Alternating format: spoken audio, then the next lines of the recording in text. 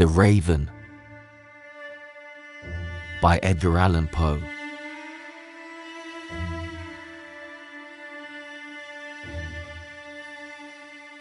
Once upon a midnight dreary, while I pondered, weak and weary, over many a quaint and curious volume of forgotten lore, while I nodded, nearly napping, suddenly there came a tapping, as of someone gently rapping at my chamber door.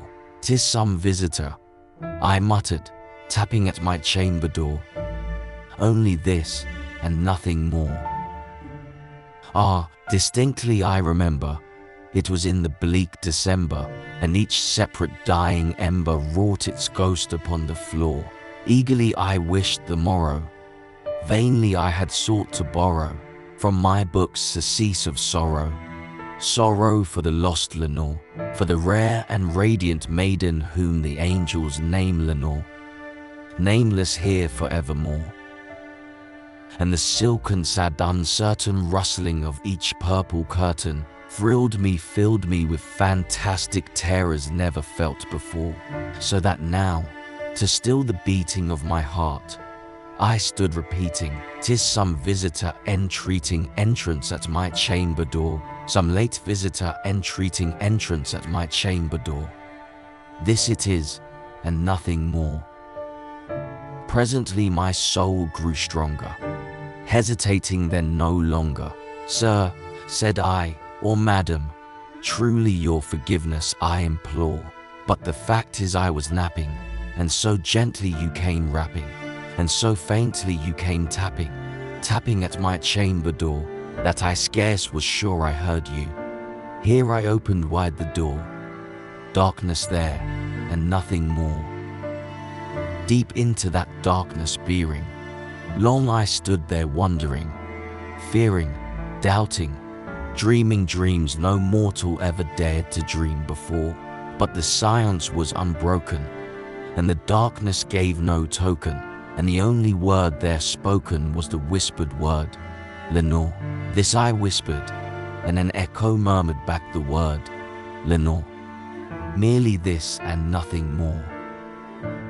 Back into the chamber turning, all my soul within me burning, soon again I heard a tapping, somewhat louder than before. "Surely," said I, "surely that is something at my window lattice. Let me see, then, what thereat is, and this mystery explore. Let my heart be still a moment and this mystery explore. 'Tis the wind and nothing more." Open here I flung the shutter, when, with many a flirt and flutter, in there stepped a stately raven of the saintly days of yore.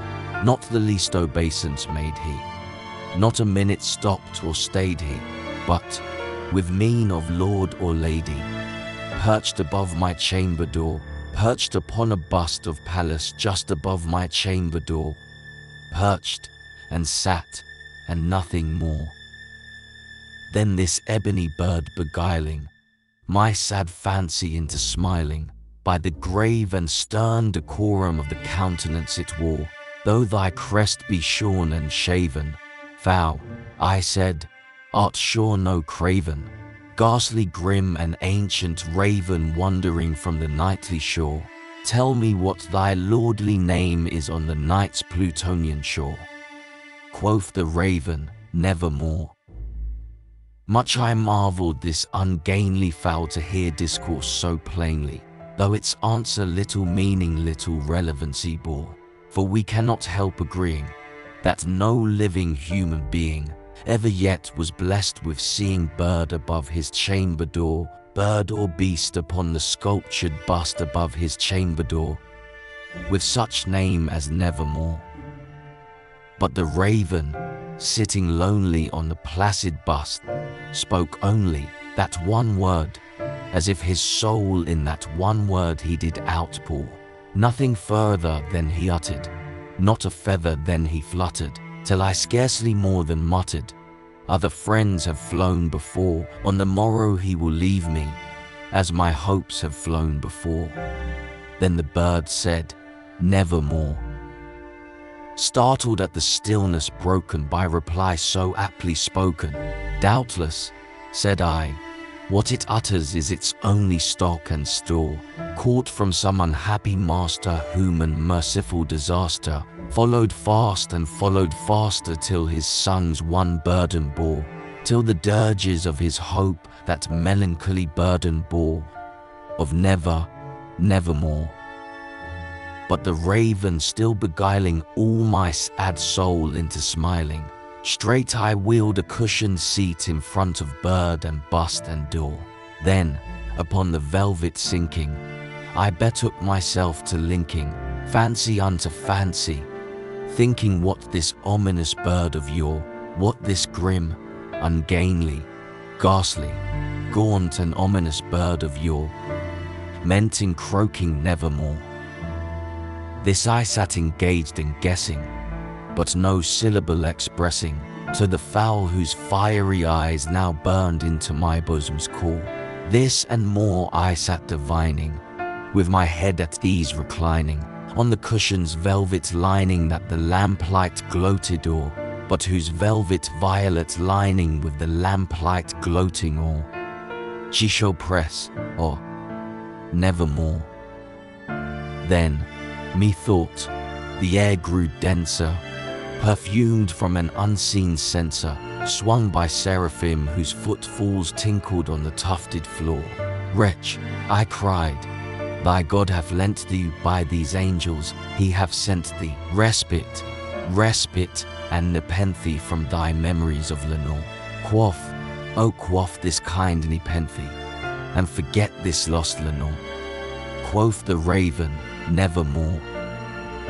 Prophet, said I, thing of evil, prophet still, if bird or devil, whether tempter sent, or whether tempest tossed thee here ashore, desolate yet all undaunted, on this desert land enchanted, on this home by horror haunted, tell me truly, I implore, is there balm in Gilead? Tell me, I implore. Quoth the raven, nevermore. Prophet, said I, thing of evil, prophet still, if bird or devil, by that heaven that bends above us, by that God we both adore, tell this soul with sorrow laden if, within the distant Aden, it shall clasp a sainted maiden whom the angels name Lenore, clasp a rare and radiant maiden whom the angels name Lenore. Quoth the raven, nevermore. Be that word our sign of parting, bird or fiend. I shrieked, upstarting, get thee back into the tempest and the night's Plutonian shore. Leave no black plume as a token of that lie thy soul hath spoken. Leave my loneliness unbroken. Quit the bust above my door. Take thy beak from out my heart, and take thy form from off my door. Quoth the raven, nevermore. And the raven, never flitting, still is sitting on the pallid bust of Pallas, just above my chamber door, and his eyes have all the seeming of a demon's that is dreaming, and the lamplight o'er him streaming throws his shadow on the floor, and my soul from out that shadow that lies floating on the floor shall be lifted, nevermore.